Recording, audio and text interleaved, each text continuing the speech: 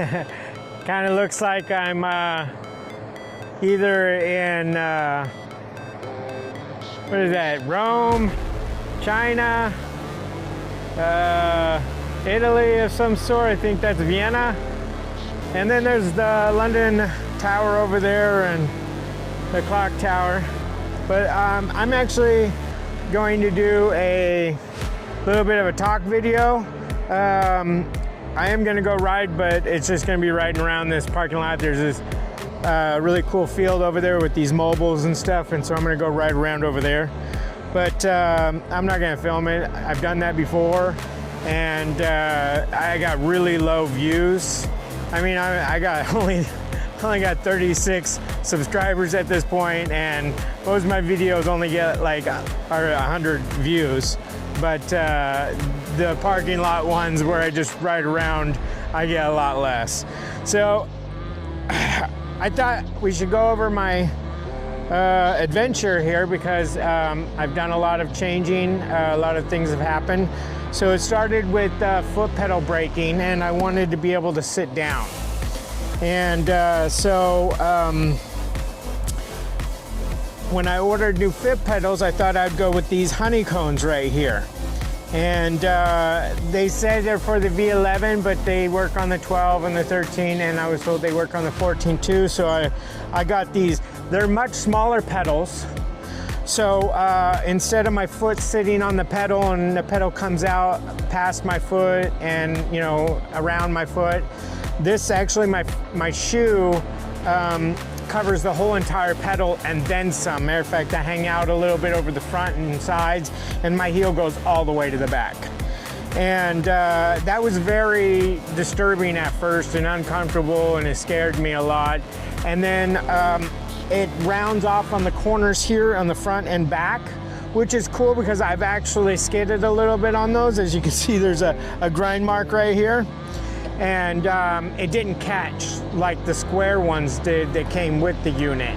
So I did like the fact that when I do clip my pedal on something, it doesn't totally stop me. I can catch myself and stay on it. But I didn't like my toe hanging out for the edge. When I jumped and I hit the ground, when I was tilted a little bit to an angle, the pedal's flat. So when I'm tilted at an angle, my foot slid off, and because it's rounded in the front, my foot went right off the front, and it freaked me out, and I jumped off. And because it felt like I was gonna hit the ground, and then, man, you do not want to do that, by the way. If you try to stay on it and your foot hits the ground, this whole entire thing just comes right on the Achilles tendon in the back of your leg and just smacks you really hard, and it hurts so bad. I've got several bad bruises and cuts on the back of my heel, which I changed shoes. I used to wear these shoes, you know, match my color scheme. They're very, they breathe. They're much more flexible. But I found that when I fall and I hit the ground, if I step on like a rock or a bump, it hurts my heel really bad. And if anything hits my foot, it doesn't protect me at all. So I stopped wearing them. I'm wearing a Under Armour boot that is really lightweight and breathable, but you know, it's more padded. It's got a higher you know, heel protection and stuff. So I like that, and it's much more comfortable. So I had to change my pads for the seat and the shoes, and the pedal, and I changed them so many different ways. I changed probably like a good 16 different ways, and every way felt uncomfortable or ran into a problem. I didn't like it. And this one, it used to be this pad right here would stick out right here. But with it tilted way down and pushed forward for the bigger shoe and the changing of the pedal, it was way out here. And it would rip, and it would just like flop around on there. It didn't stay on very good. So I thought, well, I'll try the shorter one from the back and put that back here. And I love that. It has the great grab on the back of my leg. When I lean back, I can feel it right here, leaning back, but yet I still got the good grab. on my heel. So when I do jumps, I can kind of level it with the earth so the tire doesn't spin out. And I left this one here because I really love that one. So I just raised it all up, spread it out, and then also there's these separators right here, like to keep the pedal from moving back and forth. And I put both of them in the front so my toes weren't hanging over as much. Now my heel is right on the edge instead of over top of it. And then now, because the pedals were flat like this, and I still felt like I was coming out from them, and I kept on having to pull my feet together after even little hops, bumps, and jumps, I found that the V14 has these little, I don't know what you call them, they're like little sheets of metal with 2 screw holes in it that makes it so that when the pedals come down, instead of coming down flat, they come down at an angle, you know, because they can't go any further. And with that angle, when I hit the ground, it pushes my foot in instead of out over that rounded area, and I'm able to hold on to the unit better and take those jumps better, and it feels much more comfortable, more secure, like I'm not gonna fall or my foot's gonna slip off. I really love all that. Now, when it comes to the seat, I've already broke it once. The very first fall, the plastic broke. So I took advice from Mike Leahy. If you ever seen his EUC, the thing is just covered with Gorilla Tape and pads and rubber and all kinds of stuff. So I bought some neoprene foam, and that didn't work as good because it shreds and rips up real easy. So then I got this rubber, and I put these little chunks of rubber because I didn't want to do it solid because the rubber's heavier. So I did gaps, and then I filled it in with a silicone, see-through silicone, to reinforce it, keep it on there so that they don't peel off. And that seems to be working. I did it all the way around. I did do it pretty solid in the back because this protrudes out from the rest, so I'm thinking this is gonna be a big impact zone. And I really like this seat being on here all the time.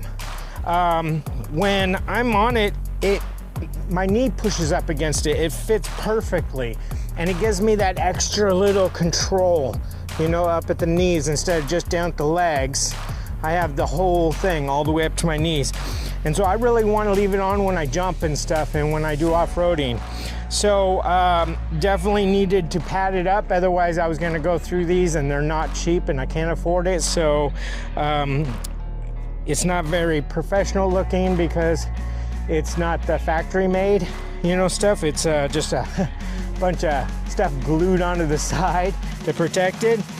But I left it where it was Velcro, so if things get bad and I crash, it can still come apart. You know, it can come off. And the rubber will protect, hopefully, the plastic so that it doesn't shatter it.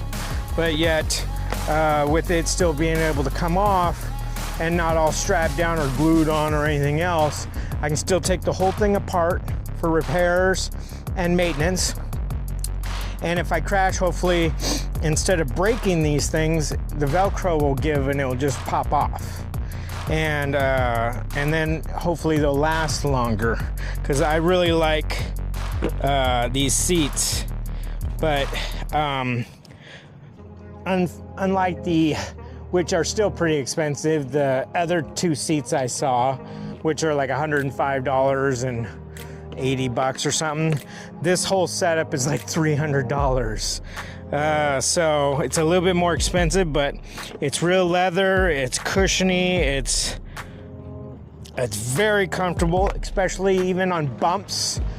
I did some off-roading stuff, and it was hopping around on it, and it's very comfortable to sit on, so I really like that. So I got the top pieces here for the inner pads. I was thinking about putting foam here, that neoprene foam I have, but I'm gonna hold off on that for now. It's pretty comfortable the way it is.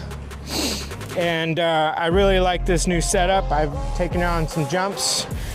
some pretty fast off-roading, turns, corners. I even went up on a